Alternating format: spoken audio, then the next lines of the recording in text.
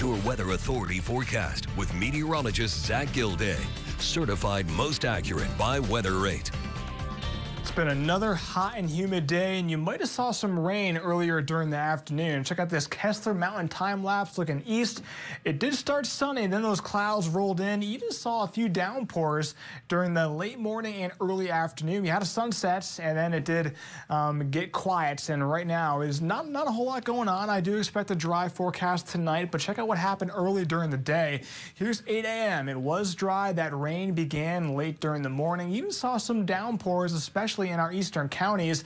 The Harrison area, they saw a good amount of rain. They saw up to the Boone County, Newton area, and then by 4 p.m. all of that did fizzle out. And as far as the rainfall totals, you can see it was mainly in our eastern counties. So the yellow color in northeastern Boone County, maybe 2 to upwards of 3 inches of rain. So some areas saw some decent totals, but some areas didn't see much of anything. Here's a Fort Smith view again, holding on to that warmth. The areas that had the rain are noticeably cooler. Harrison is at 70, but just west, Fayetteville is at 80, and Fort Smith is at 85. And one of the reasons why it's so warm is because it's so humid. The dew points are in the mid-70s. That feels quite tropical, and even seeing some heat index values still in the 90s. See, Fort Smith feels like 92. A few counties west feels close to 100. So definitely it is humid. I do have some good news. That humidity will begin to decrease, especially by midweek. But notice how it kind of stays up, and as it does, that will help to fuel some chances for some rain as we head into next week. But tomorrow it's going to be another hot day. We're back in the mid-90s, and that humidity makes it feel like the triple digits. And because of that, we have a heat advisory in our western counties. That's because heat index values are going to be way up there around 109. So that's for tomorrow, noon to around 9 p.m. Now here is a future track showing a dry forecast tonight, but as we head into tomorrow, we could see a little bit of rain. Now there is a boundary off to our west. That's one of the reasons why it's so humid.